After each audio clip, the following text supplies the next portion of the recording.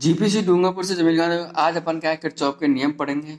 जटिल परिपथों के विश्लेषण के लिए किरचॉफ ने क्या दो नियम दिए थे। पहला किरचॉफ का नियम है, वो किरचॉफ का धारा का नियम कहलाता है हमारे पास। ये क्या आवेश संरक्षण नियम सिद्धांत पर कार्य करता है। यदि मान लो किसी बिंदु है, किसी परिपथ के किसी संधि बिंदु पर, संधि बिंदु क्या होता है जहां पर बहुत सारी धाराएं मिलती है, जैसे ये बिंदु ओ है, वो संधि बिंदु। किसी परिपथ में किसी संधि बिंदु पर ओ पर मिलने वाली सभी धाराओं का बीजीय जो योग है वो शून्य होता है। बीजीय योग क्या होता है? शून्य होता है। अर्थात यह आवेश संरक्षण के नियम पर आधारित है।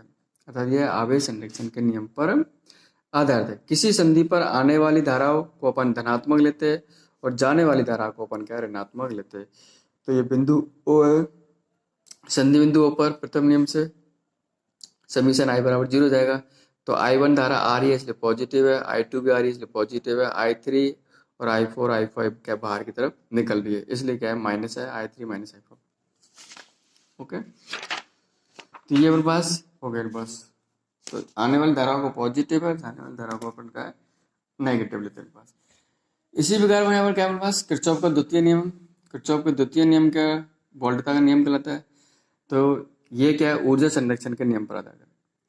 जैसे किसी बंद विद्युत परिपथ में, किसी बंद विद्युत परिपथ में उपस्थित अवयवों के प्रतिरोध एवं उनमें प्रवाहित धारा के गुणनफल का जो योग है वो परिपथ में उपस्थित स्रोतों के विद्युत वाहक बलों के योग के तुल्य होता है। तो समीशन IR बराबर समीशन E। किरचॉफ का द्वितीय नियम है, ऊर्जा संरक्षण के नियम पर आधारित है। तो समीशन IR बराबर समीशन E। तो ये हमारे किरचॉफ के दो नियम थे। पहला नियम है किरचॉफ का जो प्रथम नियम है वो धारा का नियम है, वो आवेश संरक्षण नियम सिद्धांत पर काम करता है। और द्वितीय नियम है वो किरचॉफ का वोल्टा नियम कहलाता है, जो ऊर्जा संरक्षण के नियम पर आधारित है। देखो जीपीसी डूंगरपुर से डॉक्टर जमील खान। तो देखो आज अपन क्या बीट स्टोन ब्रिज सिद्धांत पढ़ेंगे। तो बीट स्टोन ब्रिज सिद्धांत क्या होता है? बीट स्टोन ब्रिज सिद्धांत है, उसका उपयोग अपन क्या है एक अज्ञात प्रतिरोध के मापन में करते हैं। बीट स्टोन ब्रिज में क्या है, 4 प्रतिरोध होते हैं, PQRS है। यहाँ पर क्या हमारे पास एक सेल है, ये प्लस है और इसका नेगेटिव से रहा है। यहाँ से I धारा प्रवाहित हो रही है, I धारा प्रवाहित होने P प्रतिरोध के अंदर I1 धारा है। तो इसमें से क्या है I टोटल धारा, तो इसमें से I माइनस I1 धारा हो जाएगी। यहाँ पॉइंट B है, यहाँ पर एक गैल्वेनोमीटर लगाया जाता है। इस गैल्वेनोमीटर मान लो धारा IG है, तो यहाँ पर I1 माइनस IG धारा आएगी। और यहाँ पर K2 कुंजी है, IG धारा आ रही है, तो इस पॉइंट पे जो धारा है I minus I1 plus IG, तो ये धारा S के अंदर हो जाएगी। यहाँ पर जो अज्ञात प्रतिरोध है पास क्या S है पास, या कोई और भी है प्रतिरोध हो सकता है पास, केवल एक अज्ञात प्रतिरोध का मान ज्ञात करता है पास। तो इसके अंदर ये जब अपनवास से यहाँ जो गैल्वेनोमीटर के अंदर यदि जो धारा IG का मान यदि शून्य हो जाएगा, ये शून्य विक्षेप की स्थिति हो जाएगी, तो उस केस में क्या है कि इन चारों प्रतिरोधों में कोई एक संबंध होगा जिसे अपन ज्ञात करेंगे। तो परिपथ अपन का है ABDA में किरचॉफ के नियम लगा लेंगे। तो I1P प्लस IG और G इसका क्या है गैल्वेनोमीटर प्रतिरोध है, और ये इस डायरेक्शन में, तो minus I minus I1 R equal to 0 हो जाएगा। इसी प्रकार प्रतिपथ क्या है BCD, B के अंदर ले लेंगे, तो I1 minus IGQ minus I minus I1 plus IGS minus IG equal to 0 हो जाएगी। अब K2 को चालू करने पर गैल्वेनोमीटर में विक्षेप क्या हो जाता है, शून्य हो जाता है। उस स्थिति में क्या विक्षेप शून्य हो जाएगा, तो इसकी संतुलन अवस्था कहते हैं। इसे अपन क्या है, इसे ब्रज की क्या है संतुलन अवस्था कहते हैं। इसका मतलब है कि जब संतुलन अवस्था होगी तो IG का मान क्या जाएगा, यहाँ पर 0 हो जाएगा। IG का मान क्या जाएगा मेरे पास, यहाँ पर 0 हो जाएगा। तो ये पुट कर लेंगे, तो I1P बराबर 0G I माइनस I1 जा रहा है, तो I1P बराबर I माइनस I1 और ये समीकरण नंबर दिया जाएगा। समीकरण नंबर 2 में मान पुट करेंगे, I1 माइनस I0 है 0, Q minus I1 minus I0 plus S dot 0। तो I1Q बराबर I1 माइनस I2 4। ये समीकरण नंबर 3 और 4 हो जाएगा। इनमें इसमें डिवाइड कर लेंगे, 3 में 4 का, तो I1P बराबर बटे upon I1Q, I minus I1 R I1 minus I1 S, इनसे कैंसिल हो जाएंगे, तो P अपॉन Q बराबर R अपॉन S। तो ये बीट स्टोन ब्रिज का सिद्धांत है। तो PQ upon P upon Q बराबर R अपॉन S, अर्थात पी और क्यू, इन दोनों का रेशो, पी और क्यू का रेशो वही आर और एस का रेशो होगा। तो इस प्रकार से ये बीट स्टर्न ब्रिज का सिद्धांत है। Thank you. अब आज अपन क्या मीटर सेतु पढ़ेंगे। तो मीटर सेतु क्या है, ये एक बीट स्टर्न ब्रिज के सिद्धांत पर कार्य करता है। किस पर सिद्धांत का है, बीट स्टर्न ब्रिज। यहाँ पर क्या है, एक स्केल है, यहाँ पे अपन पास सेल है, यहाँ कुंजिके है। इसके स्केल जो मीटर स्केल है, 1 मीटर की स्केल होती है अपने पास, है ना। 100 सेंटीमीटर इसकी लंबाई होती है। यहाँ पर ये 2 पत्ती लगे, ये एक प्रतिरोध बॉक्स होता है, और यहाँ पर एक क्या हमारे पास तार होता है जो अज्ञात प्रतिरोध होता है, इसको अपन ज्ञात। यहाँ पर एफ और जी जो पॉइंट के मध्य में एक जॉकी लगाई जाती है, जिसमें कि एलोमीटर लगा रखा है। इस जॉकी को अपन इस जो वायर है उस पर इस प्रकार से टच करते हुए, स्पर्श करते हैं कि इसमें क्या है, गैल्वेनोमीटर में जी में क्या विक्षेप शून्य हो जाए, तो उस स्थिति को मीटर ब्रिज संतुलन की स्थिति बोलते हैं। पास है ना, जो अपन पहले पढ़ चुके हैं। तो यहाँ पर मीटर सेतु सिद्धांत है, मीटर बीट स्टर्न ब्रिज के सिद्धांत पर आधारित है। मीटर सेतु में 1 मीटर का लंबा व एक समान अनुप्रस्थ काट का क्षेत्रफल का एक प्रतिरोध तार एसी 1 मीटर का, जो कि पैमाने के सहारे लगा होता है। तार के सिरे के तांबे की पट्टियां ए और जी एच जुड़ी हुई होती है। ई और एच के मध्य एक और तांबे की पट्टी एफ जी होती है। ये एफ और जी तांबे की पट्टी होती है। टर्मिनल ए व सी के मध्य एक सेल का धारा नियंत्रक लगा हुआ होता है और एक कुंजी लगी हुई। टर्मिनल डी के गैल्वेनोमीटर जोड़कर उसे विसर्पी कुंजी से जोड़ते हैं। एक प्रतिरोध बॉक्स को एक मीटर सेतु से टर्मिनल ई व एफ के मध्य लगा देते हैं। व अज्ञात प्रतिरोध को जी व एच टर्मिनल के मध्य लगाया जाता है। प्रतिरोध बॉक्स से अपन क्या है, कोई भी एक ज्ञात प्रतिरोध बॉक्स निकाल लेते हैं, प्रतिरोध आर निकालते हैं, और विसर्पी कुंजी जे को प्रतिरोध तार एसी पर खिसकाकर एक ऐसा बिंदु पी व्याख्यात करते हैं जहाँ पर गैल्वेनोमीटर में सूक्ष्म शून्य विक्षेप की स्थिति प्राप्त होती है। शून्य विक्षेप प्राप्त हो, यह अब विक्षेप की स्थिति लगे। तो मान लो मीटर स्केल में जो ए बी है, इस तार की लंबाई मेरे पास और बी सी तार की लंबाई के नाप माना कि ए बी बराबर ने कितने ले लिया, एल ले लिया। तो दूसरी कितनी हो जाएगी, 100 माइनस 1 मीटर के, तो 100 100 सेंटीमीटर की।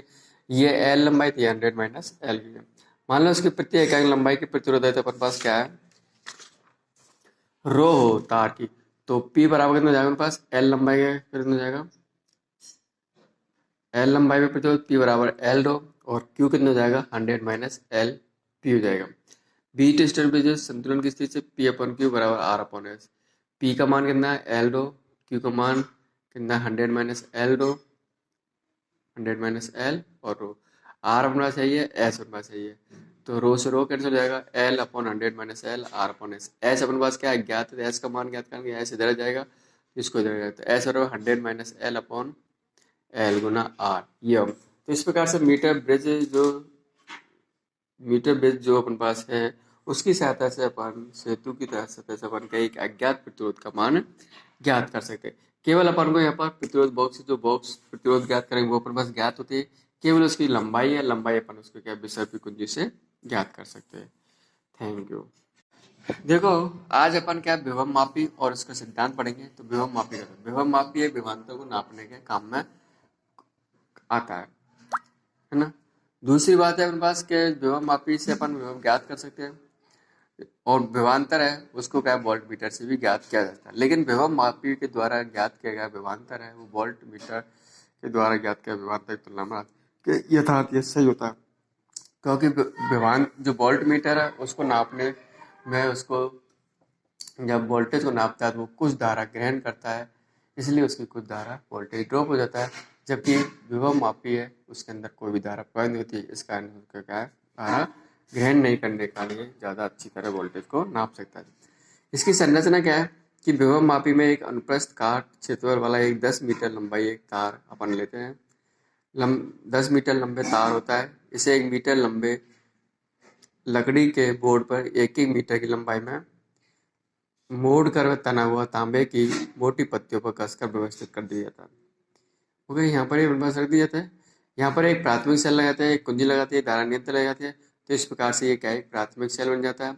दूसरे यहाँ पर एक क्या है, एक अज्ञात प्रतिरोध बल लगाते हैं जिसको प्लस ये माइनस है। यहाँ पर एक गैल्वेनोमीटर लगा देते हैं, और यहाँ पर एक विसर्पी कुंजी जी होती है। ये विभव मापी तार होता है, 10 मीटर होता है। इस विभव मापी तार से अपन क्या आगे पीछे इसको खिसका के याद कर लेते हैं। तारों के समानांतर 1 मीटर पैमाने लगा है। तार पे एक सकने वाली बेसरपी कुंजी होती है जिसमें तार के किसी भी बिंदु पर संबंध स्थापित करने में व्यस्त होती है। विभवमापी तार के श्रेणी क्रम में संचायक सेल धारा नियंत्रक कुंजी के जो होती है, यह प्राथमिक परत होता है। तार AB पर बेसरपी कुंजी J को खिसकाकर यह विक्षेप की स्थिति प्राप्त करते हैं। इस स्थिति में A व G के मध्य विभवांतर ही अज्ञात विभवांतर होता है। इस पर जब इसकी यह विक्षेप की जो स्थिति ज्ञात कर लेते हैं, उस टाइम जो विभवांतर होता है वो ही क्या है, अज्ञात विभवांतर। मतलब एकांक प्रवाहित धारा का मान क्या है, I है। तार की एकांक लंबाई का प्रतिरोध अपने पास क्या है, रो है। तो तार की एकांक लंबाई में उत्पन्न विभवांतर का मान कितना हो जाएगा, x बराबर I रो। तार की एकांक लंबाई में विभव पतन, तार की एकांक लंबाई में जो विभव पतन है वही उसकी क्या विभव प्रवणता, इसे अपन क्या है, x से ब्रेक। मतलब यदि A से J तक की तार की लंबाई L है और विभव प्रवणता x है, तो A और J के मध्य विभवांतर कितना हो जाएगा, B बराबर XL हो जाएगा। कितना हो जाएगा, B बराबर XL। और अविक्षेप की स्थिति में A और G के जो मध्य विभवांतर है वही अज्ञात विभवांतर E के मध्य तुल्य होता है। क्या होता है, E के तुल्य होता है। तो E बराबर कितना हो जाएगा, X। यही विभवमापी से अपन अज्ञात विभवांतर ज्ञात करने का सिद्धांत है। तो इस प्रकार से अपन क्या है कि ये विभवमापी का सिद्धांत है, इससे अपन क्या है उसका प्रतिरोध जो अपन विद्युत भाग वाला उसको अपन क्या है ज्ञात कर सकते हैं। Thank you. तो जीपीसी डूंगरपुर से डॉक्टर जमील खान। आज अपन क्या है विभवमापी की सहायता से दो विद्युत भाग बलों की तुलना करेंगे। यहाँ पर वह विभवमापी है, तार है अपने पास ये, इसके अंदर ये प्रथम सर्किट जुड़ा हुआ है अपने पास, ईपी प्राइमरी है, सेल है, ये कुंजी K1 है, ये इसका धारा नियंत्रक है, ये अपने पास विभवमापी। यहाँ पर अपन क्या है जिन सेलों को विद्युत भाग बलों की तुलना करते हैं वो मान लो अपने पास E1 है और E2 है।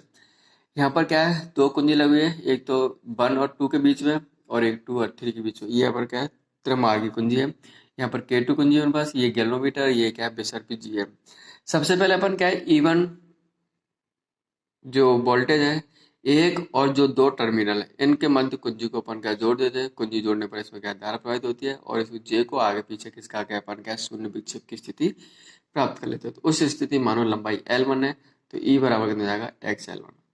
इसी प्रकार अब 2 और 3 के मध्य क्या कुंजी को अपन क्या जोड़ देते हैं। जोड़ने पर यहाँ पर क्या है E2 के मध्य धारा प्रवाहित होने पर यहाँ पर J को आगे पीछे शून्य विक्षेप की स्थिति ज्ञात कर ले, यह विक्षेप की स्थिति प्राप्त कर लेते हैं।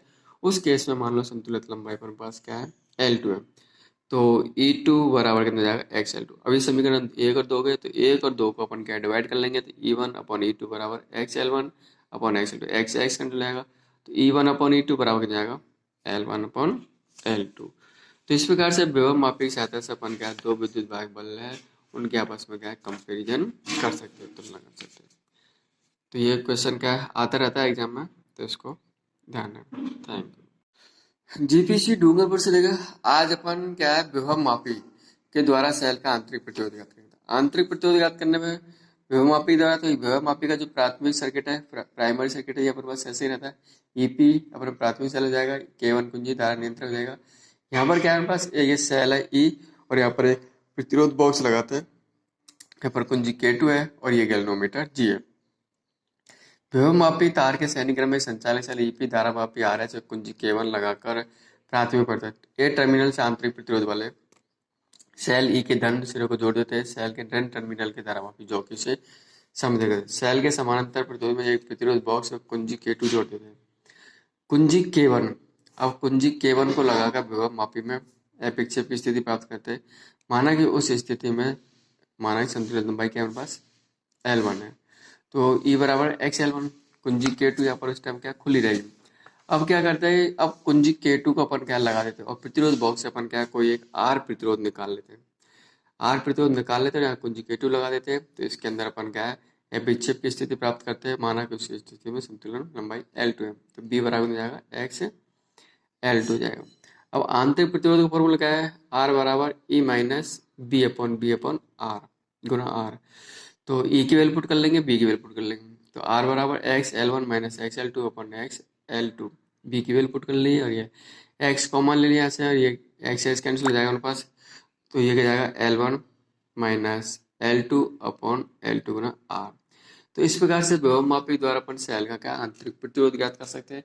केवल अपन प्रतिरोध बॉक्स है प्रतिरोध ज्ञात करते वो ज्ञात होता ही है, और केवल L1 L2 लंबाई के आधार पर अपन क्या विभव मापी की सहायता से सेल का आंतरिक प्रतिरोध ज्ञात कर सकते हैं पास। ओके, तो ये भी क्वेश्चन भी आता है एग्जाम में, ध्यान रखना।